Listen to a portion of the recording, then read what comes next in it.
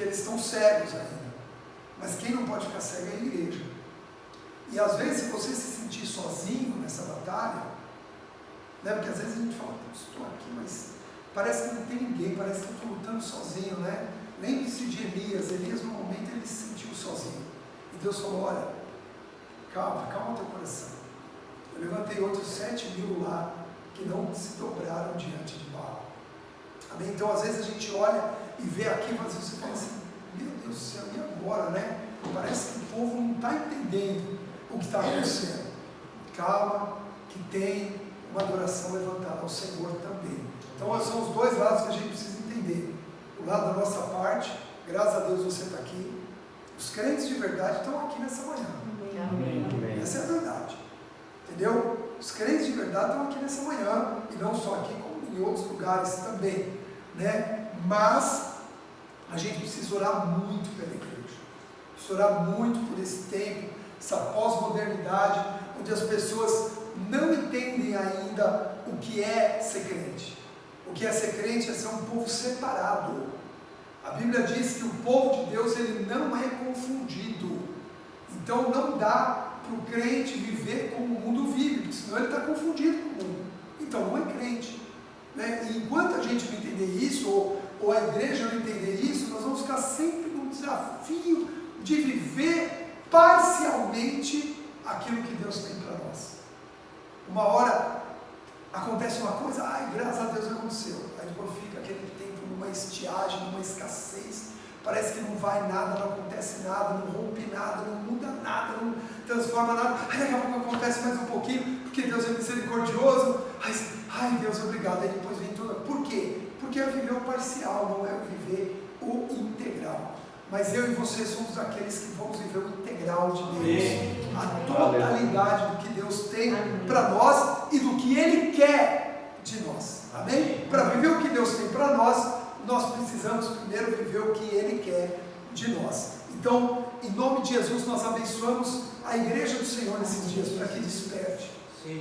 Quem ficou em casa hoje, lá olhando a televisão, só vai ver porcaria.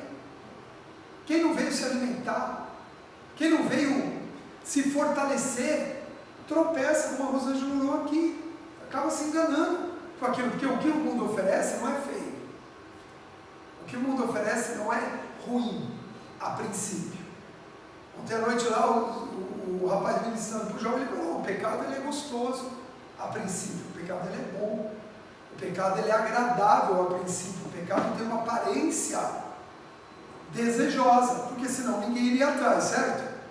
Se o pecado fosse ruim de cara, você não vai atrás, você sabe que é ruim, você não vai atrás, não, mas ele aparenta bom, ele aparenta gostoso, ele aparenta prazeroso. Então o pecado gera essa vontade de você experimentar, ir junto, ir atrás. O pecado dá aquela sensação de que se você não fizer, você está perdendo tempo, você está ficando para trás, outros estão aproveitando e você não está aproveitando. O que o pecado faz com os jovens? Ele dá essa sensação, olha, você está na igreja, você está perdendo tempo, você não está aproveitando o que nós estamos aproveitando, né? Só que o fruto do pecado, ou a paga do pecado, ou a recompensa do pecado, ou o salário do pecado, ela é morte, ela é caminho de morte, morte física e morte espiritual. Amém? Então o que nós precisamos? Nos alimentar de vida. E graças a Deus que você está aqui.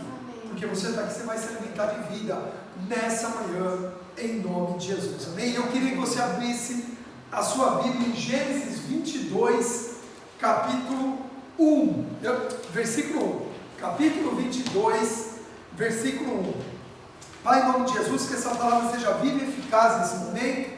Ministre o nosso espírito, o nosso coração, revela aquilo que está no teu coração para as nossas vidas e as nossas famílias. Obrigado, Pai, obrigado por esse tempo precioso, obrigado por este domingo, Pai, onde estamos no nosso lugar preferido, que é a tua presença.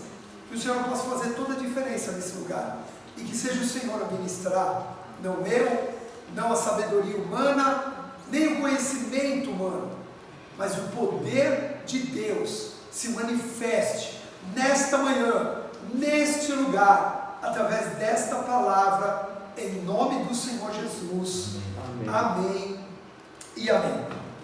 Amém? Diz assim Gênesis 22, versículo 1. Depois dessas coisas, pôs Deus Abraão à prova e lhe disse: Abraão. Ele respondeu, eis-me aqui. Acrescentou Deus: toma teu filho, teu único filho, Isaque, a quem amas, e vai-te à terra de Moriá. Oferece-o ali em holocausto, sobre um dos montes, que eu lhe mostrarei. Levantou-se, pois, Abraão de madrugada, e tendo preparado o seu jumento, tomou consigo 2 dos seus servos e a Isaque seu filho, rachou lenha para o holocausto e foi para o lugar que Deus lhe havia indicado. Ao terceiro dia, erguendo Abraão os olhos, viu o lugar de longe. Então disse a seus servos: esperai aqui com o jumento, eu e o rapaz iremos lá, e havendo adorado, voltaremos para junto de vós. Tomou Abraão a lenha do holocausto e o colocou sobre Isaque seu filho. Ele, porém, levava nas mãos o fogo e o cutelo. Assim caminhavam ambos juntos. Quando Isaque disse a Abraão, seu pai: meu pai. Respondeu-lhe Abraão: eis-me aqui, meu filho. Perguntou-lhe Isaque: eis o fogo e a lenha, mas onde está o cordeiro para o holocausto? Respondeu Abraão: Deus proverá para si, meu filho, o cordeiro para o holocausto. E seguiram ambos juntos. Chegaram ao lugar que Deus lhe havia designado. Ali edificou Abraão um altar. Sobre ele dispôs a lenha, amarrou Isaque seu filho e o deitou no altar em cima da lenha. E estendendo a mão, tomou o cutelo para imolar o filho. Mas do céu lhe bradou o anjo do Senhor: Abraão, Abraão. Ele respondeu: eis-me aqui. Então lhe disse: não estenda a mão sobre o rapaz, e nada lhe faças, pois agora sei que temes a Deus, porquanto não me negaste o filho, o teu único filho. Tendo Abraão erguido os olhos, viu atrás de si um carneiro, preso pelos chifres entre os arbustos. Tomou Abraão o carneiro e ofereceu em holocausto, em lugar do seu filho. E pôs Abraão por nome aquele lugar: o Senhor proverá. Daí dizer-se até o dia de hoje: no monte do Senhor se proverá. Então do céu bradou pela segunda vez o anjo do Senhor a Abraão e disse: jurei por mim mesmo, diz o Senhor, porquanto fizeste isso e não me negaste o teu único filho, que deveras te abençoarei, e certamente multiplicarei a tua descendência como as estrelas do céu e como a areia na praia do mar. A tua descendência possuirá a cidade dos seus inimigos. Nela serão benditas todas as nações da terra, porquanto obedeceste a minha voz. Então voltou Abraão aos seus servos e juntos foram a Berseba, onde fixou residência. Diga glória a Deus. Glória a Deus. Amém, queridos? Amém. Sua família é uma bênção. Amém. Amém? Amém? Mas ela não pode ter prioridade comparada ao Senhor na tua vida. Amém? Amém. Deus constitui a família para abençoar a vida do homem, sim ou não? O que Deus disse? Não é bom que o homem esteja só, então vou lhe dar uma esposa, e juntos vão ser fecundos, vão multiplicar, vão encher a terra e vão governar. Então juntos eles vão viver o plano perfeito meu, como família. Não é bom que esteja só, é bom que estejamos em família. Não é bom que o ser humano esteja só. Então Deus também estabeleceu o quê? A igreja como família da fé. Então hoje eu e você temos duas famílias. Nós temos a família de sangue e nós temos a família espiritual, para que você não se sinta só. Esse é o propósito. Amém? Se você tem se sentido só, Deus quer te dizer: não se sinta só. Eu tenho para você uma família. Eu tenho a família de sangue, mas eu também tenho a família espiritual. Por quê? Porque às vezes a nossa família de sangue está distante de nós. É o caso do meu filho, que está morando lá no Canadá agora. Ele está distante da família de sangue. O que ele precisa para não se sentir só? Ir para uma igreja. Se ele não for para uma igreja, sabe o que vai acontecer? Ele vai se sentir só, porque ele não está perto de nós. Natural, uma etapa da vida dele, ele foi estudar lá, está longe da família de sangue. Mas Deus diz, não é bom que o homem esteja só. Ele precisa ter alguém, precisa estar próximo. Então, às vezes, por não podermos estar próximos da nossa família de sangue, Deus levanta a igreja com esse propósito também. É lógico que a igreja não tem só esse propósito. A igreja é o propósito de te abençoar com uma palavra que edifique tua fé. A igreja é o propósito de abençoar com a comunhão, onde Deus libera a bênção e a vida. A igreja tem o propósito de derramar dons para que você possa servir na casa de Deus também. Mas a igreja é o propósito para que você não esteja só. Amém? Porém, por mais importante que seja a família nas nossas vidas, e ela é importante, ela jamais pode estar acima de Deus nas nossas vidas. O teu propósito de ter família, ou de desejar ser uma família, desejar constituir uma família, não pode estar acima de Deus. Amém? Amém. Veja só, se foi Deus que deu uma família para Abraão, essa família não pode agora atrapalhar o relacionamento e a intimidade que Abraão tinha com Deus. Ok? Abraão era um homem de intimidade com Deus. Abraão era um homem de fé. Abraão era um homem que viu que Deus mudou a história dele. Abraão era um senhor, era um, vamos dizer assim, estéril, não podia ter filhos, junto com a sua esposa. Abraão era um homem que tinha pendências de alma. Abraão era um homem mentiroso. Abraão era um homem que não tinha ainda uma carreira profissional, não tinha resultados profissionais. Abraão era um homem que, quando Deus apareceu para ele, tinha tudo dado errado. Não tinha nada para contar, não tinha um testemunho bom para contar. Não tinha nada.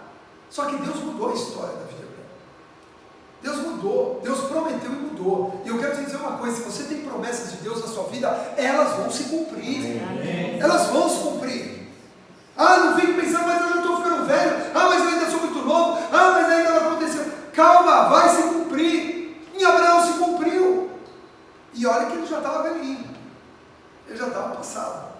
Dentro de um contexto natural de vida. Mas se cumpriu. E o que Abraão viveu depois dos 75 anos foi intensamente maior do que ele viveu nos primeiros 75. Porque Deus faz isso. Queridos, em um ano com Deus, você vive intensamente muito mais do que 50 sem Ele. Se você se entregar genuinamente a Ele.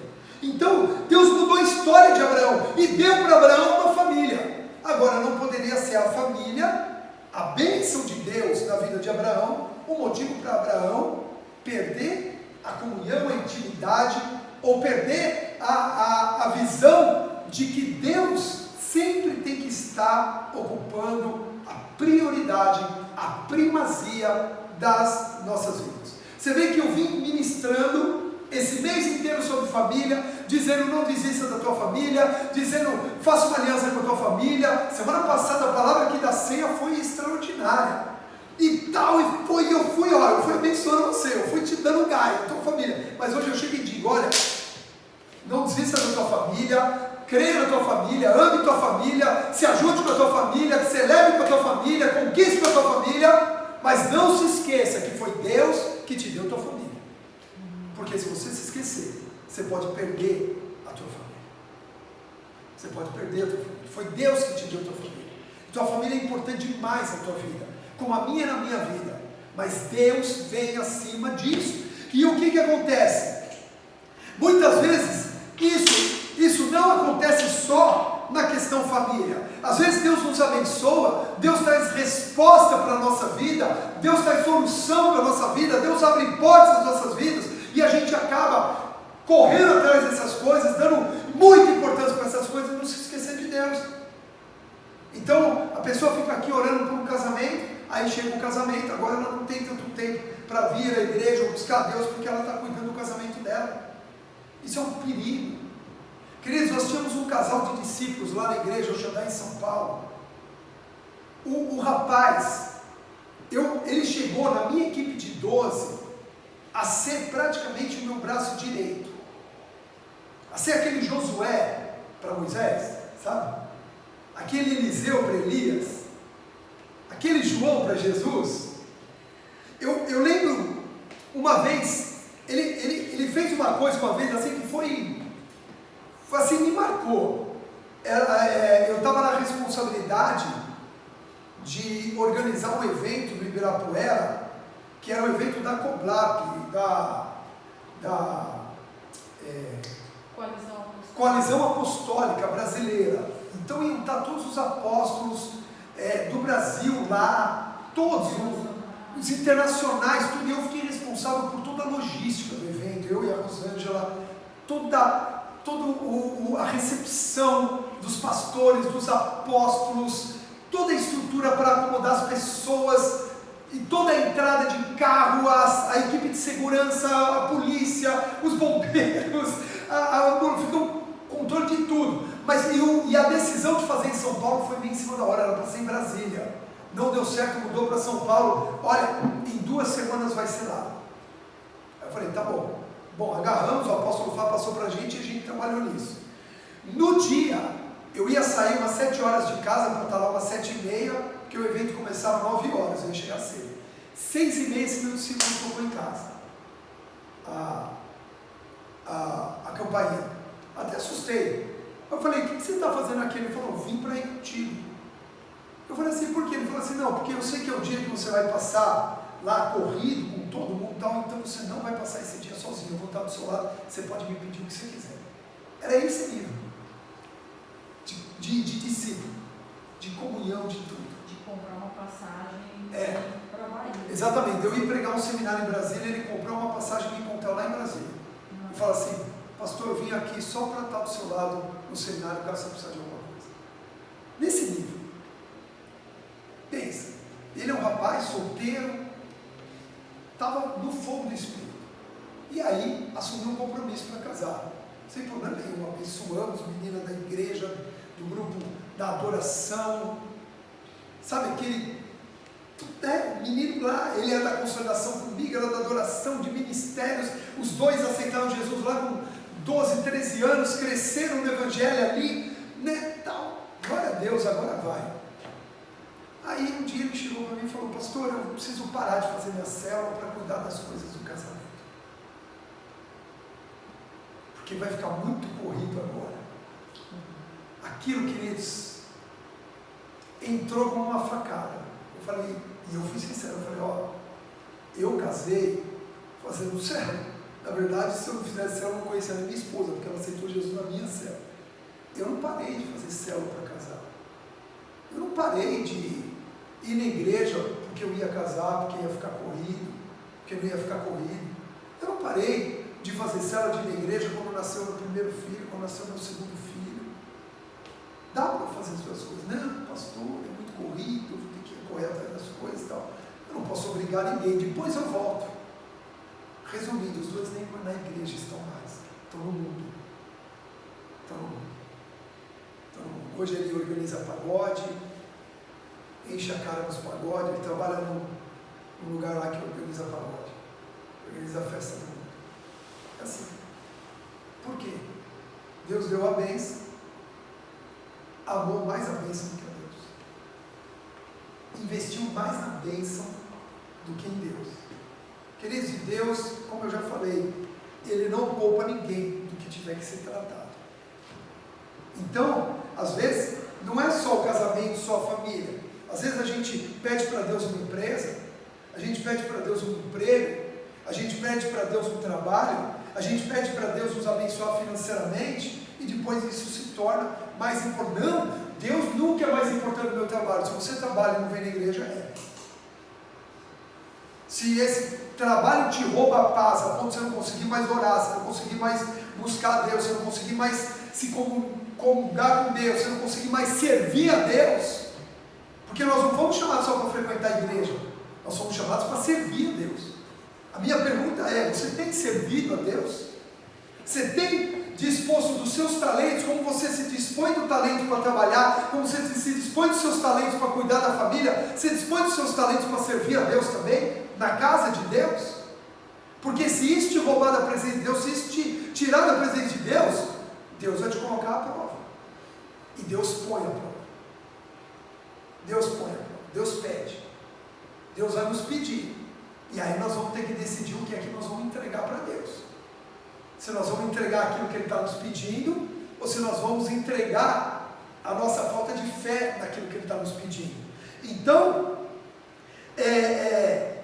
Deus, dá, e aí a gente pega isso e acaba isso tomando conta, A pessoa ora porque o sonho dela é ter um sítio. Aí ela pega, isso é muito comum em São Paulo. Lá em São Paulo todo mundo sonha em ter uma casa na praia e ter um sítio, que é para sair de São Paulo, sair da correria, tudo tal. Só que aí, o que acontece? Vai para a praia e não vem mais para o culto. Vai para o sítio e não vem mais para o culto. Isso é muito comum. E aí, queridos, sabe o que a gente vê? Deus pede essas coisas. E se a pessoa não entregar, aquilo se torna um caminho de maldição na vida dela. E Isaac estava a ponto de se tornar um caminho de maldição na vida de Abraão. A bênção, o filho da promessa, podia se tornar um caminho de maldição. Agora, entenda uma coisa, queridos. Nós precisamos confiar que aquilo que Deus nos deu, Ele mesmo cuida. É Ele mesmo que cuida.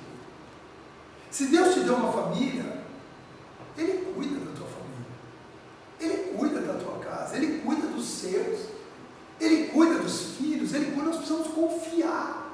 Essa palavra aqui hoje vai falar, e você vai ver ainda onde que nós vamos chegar com isso. Essa palavra aqui fala de confiança.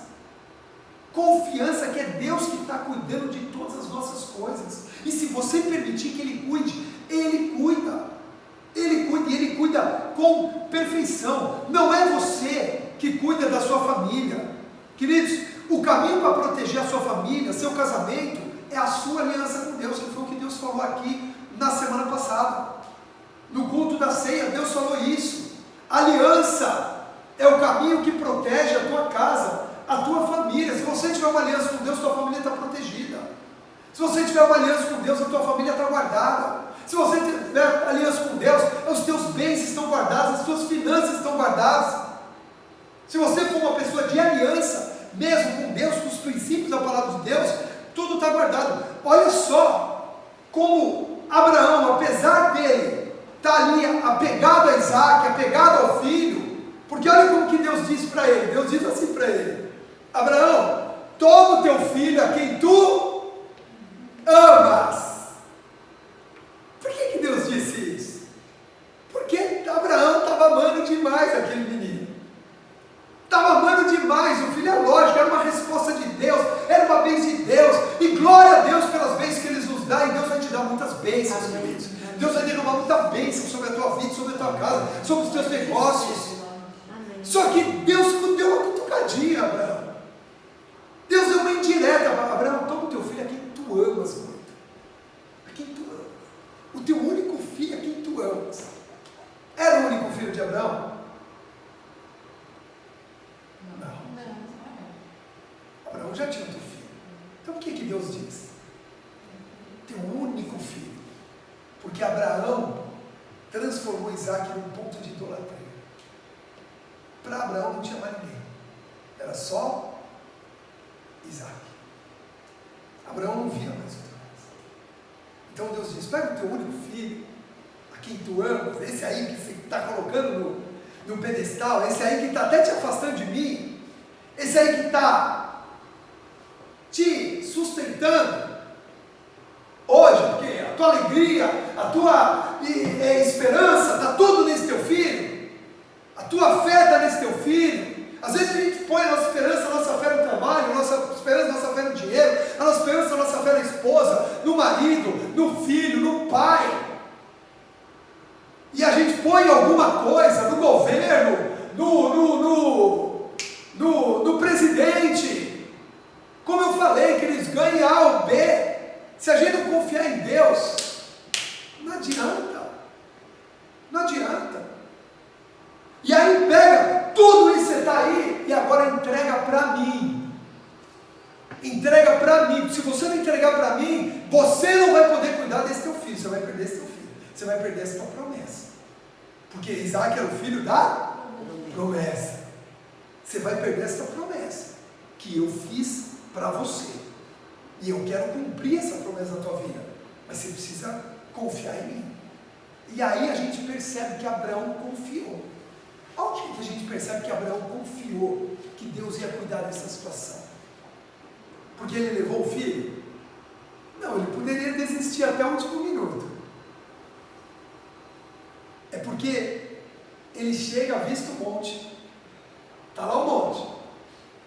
Ele pega o filho e aí ele fala assim para os 2 servos que ele levou. Ele diz: esperem aqui, porque nós vamos adorar o Senhor e depois nós voltaremos para cá. Como voltaremos? Seria matar o filho em si. Por que ele diz voltaremos? Ele diz: depois eu volto, porque nós não vamos voltar, ele vai ficar, ele vai morrer, eu vou sacrificar.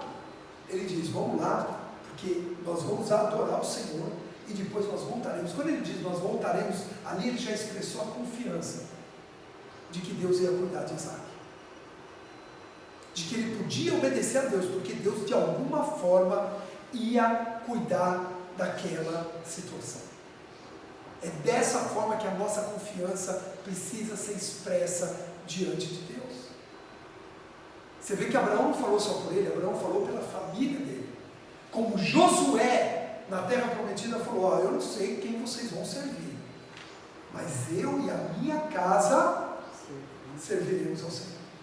Josué era tão aliançado com Deus, tinha tanta certeza da promessa de Deus, que ele podia falar por ele e pela casa dele.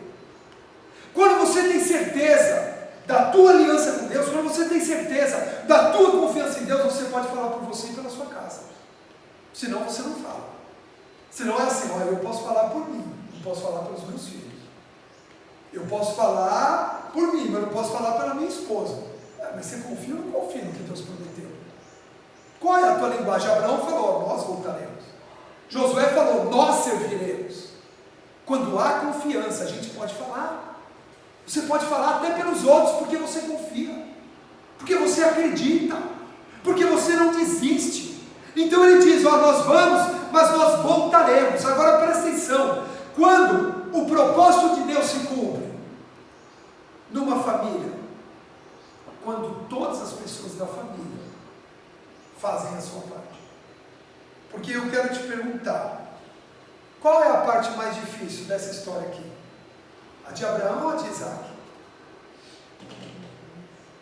Qual é a parte mais difícil? Abraão que ia matar ou Isaac que se deixou morrer? As duas. Qual é a parte mais difícil? Será que é Isaac sabendo que ia ser? Ah, mas Isaac era pequenininho, era um menininho, não entendia as coisas de jeito nenhum. De jeito nenhum. Sabe quantos anos Isaac tinha aqui? 33 anos. Pois é. Às vezes confundem isso, porque quando diz assim, pegou o rapaz, não mate o rapaz, esse termo rapaz quer dizer tanto jovem quanto criança na língua hebraica. Então às vezes acham que Isaac, mas não, Isaac nasceu por volta de 1868 a.C., e essa passagem aqui foi 1834, 33 anos depois que Isaac tinha nascido. Isaac era um homem já adulto. Outra coisa que confirma isso: o que Abraão colocou nas costas de Isaac? A lenha. Como é que um menininho ia carregar a lenha, gente? Não. Era um homem já formado, era um homem feito já. Ele se deixou amarrar. Queridos. O que eu entendo? Não tem parte mais fácil ou mais difícil no desafio de uma família. A esposa às vezes acha que a parte mais fácil é do marido. Mais fácil para ele, não tem que cuidar da casa, não tem que vestir os filhos, não tem que fazer comida, só trabalha, só volta. E o marido às vezes acha que a parte mais fácil é da esposa. Ela não tem a responsabilidade de prover. Sou eu que tenho que queimar a cabeça aqui, porque se não me dar dinheiro, não sei o quê. E às vezes o filho acha que a parte mais fácil é do pai. O pai é só mandar. Ele tem só que obedecer. Não sou eu nessa casa. O filho acha que a parte mais fácil é do pai, porque o pai é só mandar, o filho tem que obedecer. E às vezes a parte mais do pai acha que a parte mais fácil é do filho. Queridos, não tem parte mais fácil. O que tem é cada um tem que fazer o seu papel para que o propósito se cumpra dentro da família. O marido fazer o seu papel, por mais sacrificial que seja. A esposa fazer o seu papel, por mais sacrificial que seja. O pai fazer o seu papel, o filho fazer o seu papel. Aí o propósito de Deus se cumpre dentro do lar. O problema é que, como a gente acha que o papel do outro é mais fácil, a gente não cumpre o nosso. A gente não faz o nosso. Você acha que é mais fácil, mais difícil obedecer? Ou mais difícil é o pai ter sensibilidade à voz de Deus para criar o filho no caminho do Senhor? Qual é mais difícil? Não tem. É difícil para o pai ouvir a Deus, assim como é difícil para o filho obedecer. É difícil para a esposa cuidar, assim como é difícil para o pai prover, para o marido prover. É desafiador para todos. Foi difícil para Abraão, que o louvor falou aqui, por isso que eu coloquei esse louvor. Foi difícil para Abraão saber que tinha que matar o próprio filho. Como foi difícil para Isaac saber que ele ia ter que morrer. Imagina a cabeça de Isaac, por que eu tenho que morrer? Porque a gente não vê nenhuma explicação aqui. A gente só vê Abraão amarrando Isaac e pegando a faca. Ele não explicou, olha Isaac, você tem que morrer porque Deus me pediu. E mesmo que explicasse, dá para entender? Não questionamento de nenhum. Simplesmente cada um resolveu cumprir o seu papel. Quando cada um cumpre o seu papel, há propósito. A propósito, Isaac, pelas contas, né, do ano em que ele nasceu, e do ano em que ele morreu, e do ano que morre Sara, que você consegue fazer, ali ele tinha por volta de 33 anos. Por quê? Porque Isaac, ele é uma tipologia de Jesus, que foi sacrificado aos 33 anos. Isaac é o filho prometido, é o único filho. Quando Deus disse o único filho, ele não está falando que Abraão só tinha um filho, mas porque ele teria que, por amor, entregar o seu único filho. Abraão é a tipologia do pai, Isaac é a tipologia do filho, o filho que morreria, mas depois viveria para cumprir a promessa. Então ali era uma experiência já avisando, olha, virá um sacrifício para poder salvar, para poder que a promessa se cumpra. Agora Deus, Ele está falando aqui, olha, né, a confiança é a base para relacionamentos saudáveis. Você quer ter relacionamento saudável dentro do seu lar? Vai ser necessário criar um ambiente de confiança. E criar um ambiente de confiança diz respeito a todos. O que quebra um ambiente de confiança? Mentira. Mentira quebra um ambiente de confiança. Se há mentira dentro de casa, a confiança, porque a confiança é um princípio espiritual. Ela é sensível, como tudo no reino do Espírito é sensível. Se tem mentira, a confiança acaba. Não tem esposa que confie em marido e marido que confie em esposa se há uma sensação de mentira no ar. Se não há verdade expressa. Se o marido não é transparente, se a esposa não é transparente, se os filhos não são transparentes, se os pais não são transparentes. Muitas vezes os pais querem a transparência dos filhos, mas eles não são transparentes com os filhos. Não tem como. Então a mentira é uma coisa que quebra a base de confiança. A soberba é outra coisa que quebra a base de confiança. Quando o marido acha que sabe tudo e mais ninguém sabe nada dentro da casa, sabe o que acontece? As pessoas não confiam mais. Não se sentem valorizados para confiar. Não confiam nem nelas mesmas. Para dar uma opinião, para compartilhar alguma coisa. Então, a confiança ela é a base para o relacionamento saudável. Olha o que Deus me deu aqui na hora que eu estava escrevendo essa palavra. Assim como Abraão confiou em Deus, Isaac confiou em Abraão. Assim como Abraão confiou em Deus, como Isaac via em Abraão alguém que confiava em Deus, ele falou: eu posso confiar no meu pai. Se meu pai vai me matar, ele sabe o que ele está fazendo.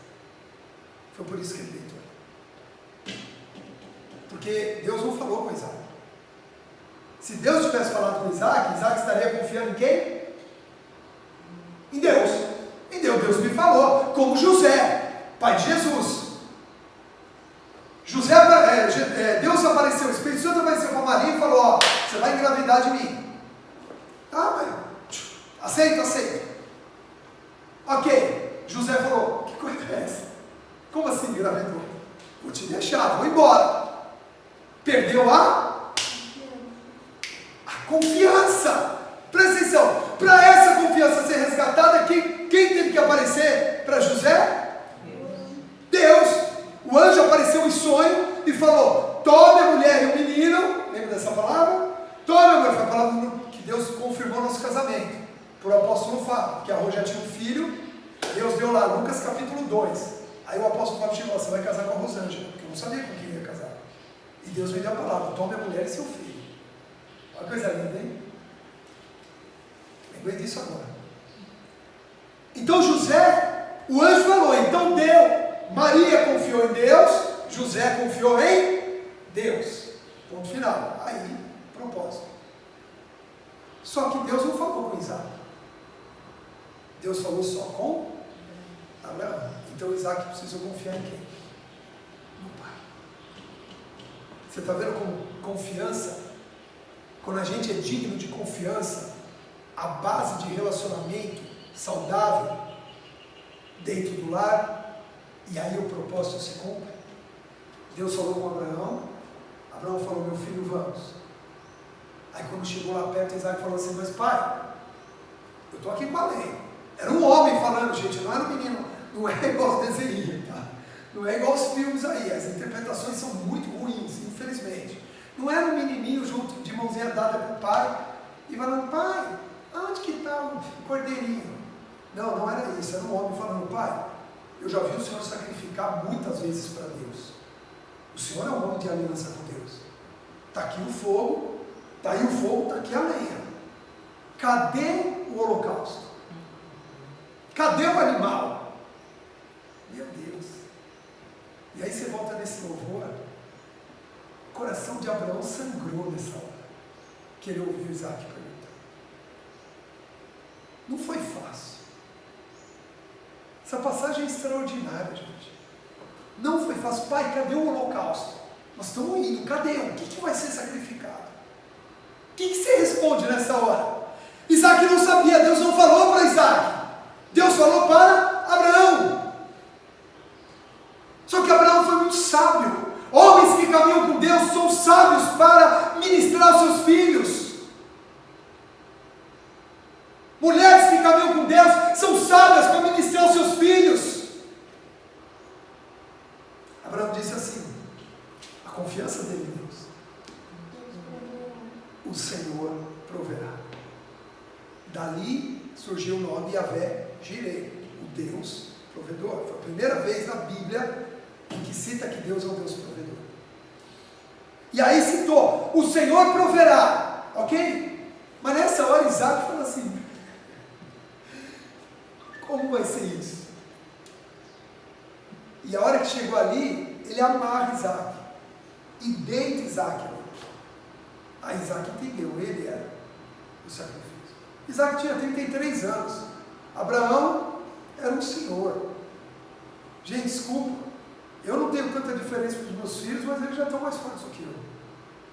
São jovens, força física, já não dá mais para competir. Meu pai não compete mais fisicamente comigo, eu já não estou mais competindo com os meus filhos fisicamente. Se eu for jogar futebol com eles, eu vou parar no primeiro tempo, eles vão correr até o final do segundo. É natural isso. Você acha que Isaac, quando entendeu, não era só pegar o velhinho, não? Como diz o pastor Fred lá em São Paulo, o rabo de arraia, né? Ele dava um caldo no velhinho e fugia. Mas não. Assim como Abraão confiou em Deus, Isaac confiou no homem de Deus. Por isso a palavra de Deus diz: confia em Deus e estará seguro, confia nos homens de Deus e será próspero. Amém? Amém. Precisamos restaurar, presta atenção nisso, por favor. Precisamos restaurar as bases de confiança dentro do nosso ambiente familiar. E precisamos restaurar, e eu preciso da tua ajuda nisso, as bases de confiança dentro da família da fé. Porque o que nós mais temos recebido aqui são pessoas feridas, frustradas e machucadas dentro de igrejas. E eu não estou condenando as igrejas. Ninguém passa pelo que não tem que passar. Ninguém é vítima. Mas se elas chegaram aqui feridas, nós podemos ser um canal de cura para a vida delas. Amém. Então nós precisamos restaurar. Você precisa ser um canal para restaurar a base de confiança dentro do seu lar. Porque quando tem base de confiança, tem provisão de Deus. Quem pode dizer amém? Amém. Aonde há a base de confiança, há a base de provisão de Deus. Porque Abraão e Isaac andaram em unidade de propósito. A bênção de Deus se estabeleceu, a provisão chegou, o carneiro apareceu de forma milagrosa. Então eu quero dizer que Deus hoje, a partir de hoje, vai começar a restaurar bases de confiança dentro da tua casa, no seio da tua família, nos seus relacionamentos. E sabe o que vai acontecer? A provisão vai chegar de forma milagrosa. Amém. Quem pode dar um aplauso ao Senhor Jesus por isso? Amém? Colossenses 3:20 diz assim: filhos, em tudo obedecei a vossos pais, pois fazer isso é grato diante do Senhor. Em tudo obedecer, em tudo. Então quer dizer o quê? Confie nos seus pais em tudo, até quando parece que eles estão completamente errados. Amém? Isso para quem mora com os pais. Para quem já é pai, seja um modelo de confiança para os seus filhos. Quer ver uma casa próspera? Quer ver uma casa abençoada e próspera? Confie, maridos, confie nas suas esposas.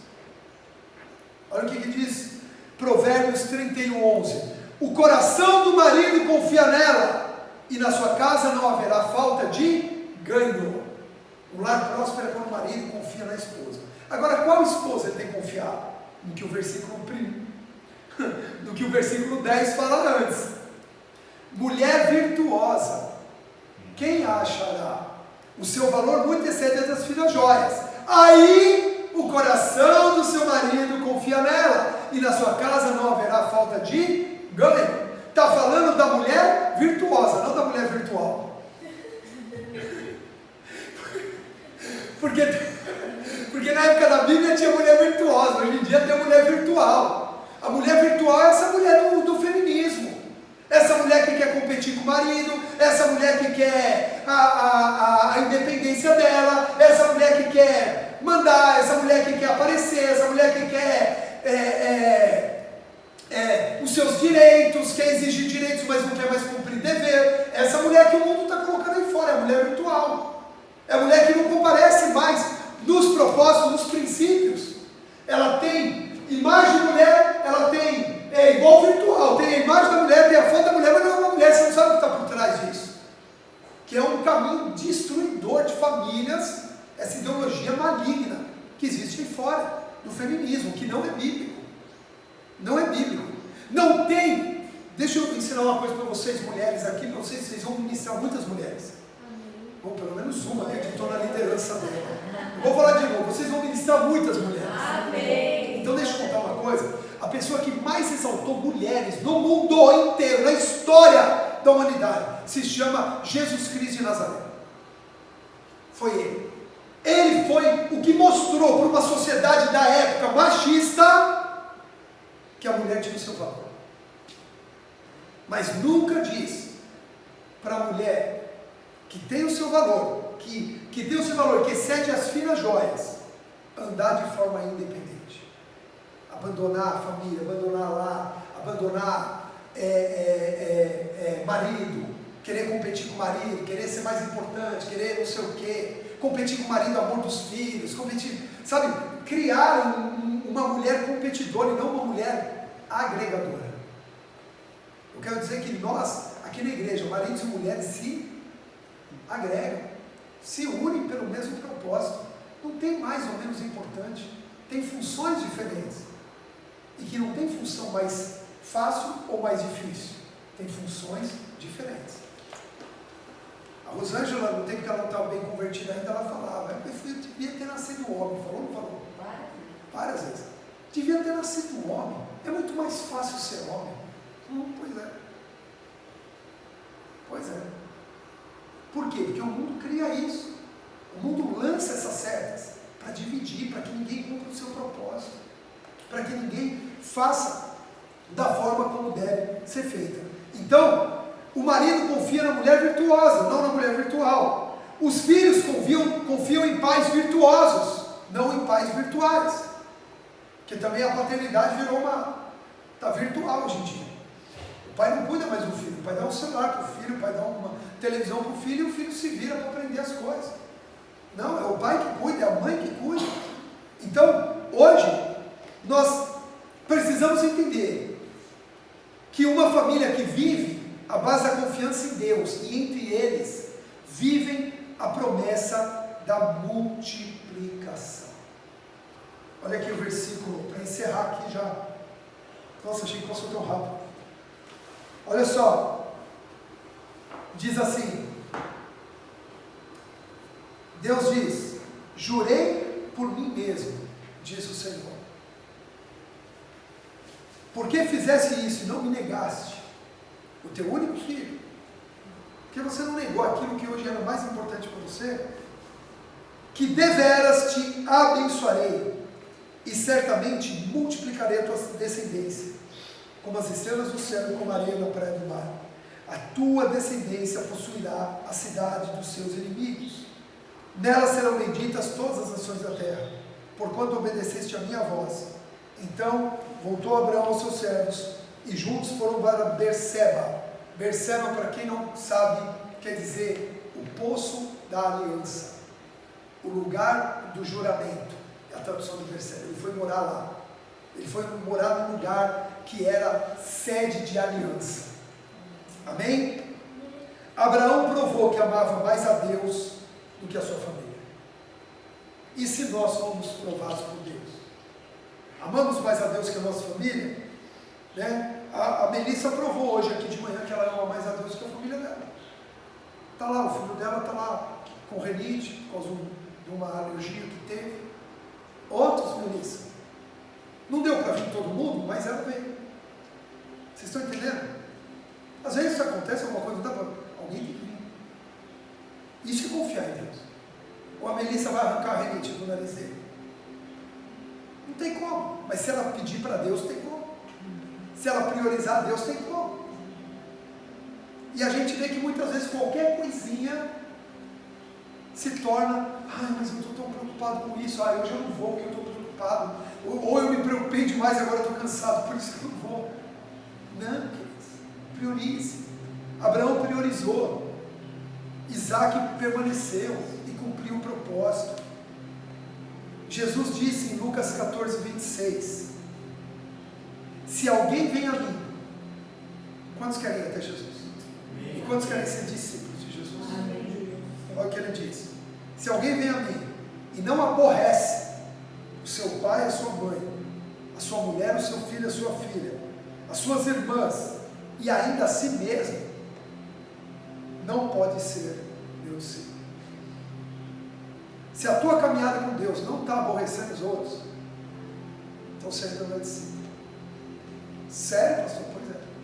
A tradução desse aborrecer quer dizer amar menos. É amar menos. Então, se alguém que vem a mim não ama menos a sua esposa, seu filho, seu pai, sua mãe, seu irmão, sua irmã, e até a si mesmo, ou seja, seus próprios conceitos, não é discípulo de Jesus. E o que Jesus mandou a gente ser, não foi membro de igreja, não tem uma palavra seja membro de igreja, não tem uma palavra seja crente de igreja, seja evangélico, ou até seja cristão. A palavra que tem é seja discípulo. problema da maioria aí que a gente vê aí fora é que as pessoas são crentes, são evangélicas, são até cristãs, mas não são discípulos. E para ser discípulo, nós precisamos renunciar. Abraão aqui renunciou. E não tem conquista sem primeiro renúncia. Não tem colheita sem primeiro semeadura. Não tem construção sem primeiro base. E a base é ser discípulo. É amar a Deus. É o Shema Israel. A declaração para o povo escolhido que Jesus veio e confirmou como o maior mandamento. Shema Israel, Adonai Eloheinu, Adonai Erra. Ouça Israel, só o Senhor é Deus. Só o Senhor é um. Ame-o de todo o teu coração, com todas as suas forças. E para os judeus, com todos os seus bens. Está lá. E aí Jesus disse, qual é o maior mandamento?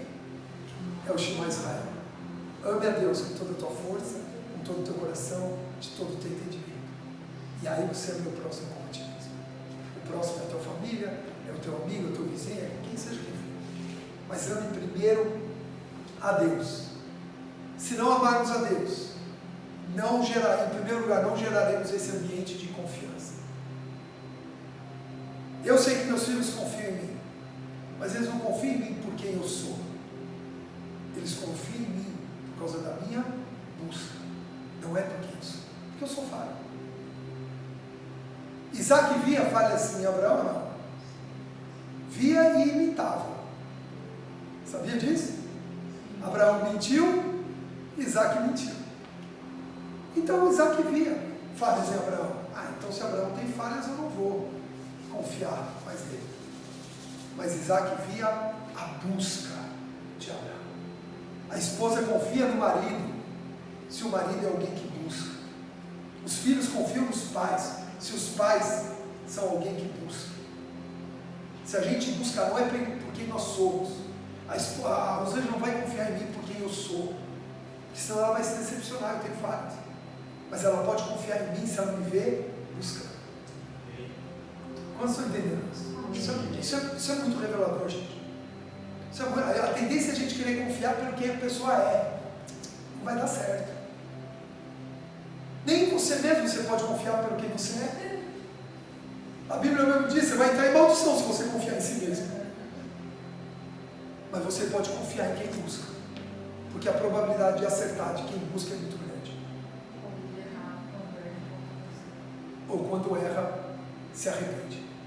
Porque busca. Amém? Amém. Vamos orar? Queria que você ficasse de pé. Eu quero colocar aquele louvor de novo, Rubem. De Abraão e Isaac. E eu quero te sugerir algo aqui nessa manhã. Algo que eu tive essa experiência uma vez, nessa mesma palavra, há muito tempo atrás. O apóstolo Fábio pregou essa palavra num congresso da visão.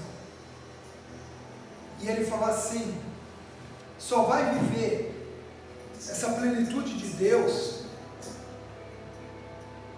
quem renunciar. E naquela época, eu estava tendo muita experiência de crescimento ministerial. Eu estava ganhando muitas vidas, eu estava frutificando muito, era o meu chamado e estava dando muito certo. Sabe o que está dando certo? E aquilo te preenche demais. Você faz algo que você gosta e ainda dá certo, isso te preenche muito. Não é verdade? Só que Deus me pediu isso. E naquele dia eu ajoelhei, e a direção do apóstolo Fábio, que é a mesma direção que eu vou te dar hoje, que você ore e você entregue o seu Isaac, ou que você identifica que possa ser o teu Isaac. Talvez o teu Isaac seja você mesmo, talvez seja teu marido, talvez seja os teus filhos, talvez seja teu trabalho, o dinheiro, a empresa, não sei. Você consegue identificar qual é o teu Isaac. E o meu Isaac, naquela época era o meu crescimento. Eu fiz uma oração e falei: Senhor, eu entrego todo resultado que eu possa ter na minha vida ministerial for para eu perder a minha aliança com o Senhor e com o meu líder, com o meu apóstolo, se o meu crescimento encher a minha cabeça, fizer com que eu me rebele, com que eu me ache melhor do que ele, com que eu saia debaixo de uma cobertura espiritual que eu sei que é o que me abençoa, eu rejeito qualquer crescimento da minha vida. Sabe o que aconteceu? Eu continuei crescendo, muito, junto com a Rosângela. Muito. Mas nunca passou na minha mente ser melhor do que o meu líder, saber mais que o meu pastor, e isso sempre me sustentou em fé e debaixo do cajado pastoral. Isso foi maravilhoso. Eu não sei qual pode ser hoje o Isaac que Deus te pede, aquilo que de alguma forma ainda te rouba da presença de Deus, te impede de servir a Deus, porque, veja só, não é só servir ou não a igreja, é o como você vem à igreja, é o que você tem para dar para Deus. Talvez Deus te peça algo hoje para entregar, isso não seja fácil, isso seja duro, isso seja duro entregar, seja difícil entregar, mas é necessário que a gente entregue. Então eu queria que você, nesse momento, fizesse a tua oração. Faça você e Deus agora, e o que você tiver que entregar, entregue, porque se isso está te roubando de Deus, da presença de Deus, Deus não quer mais.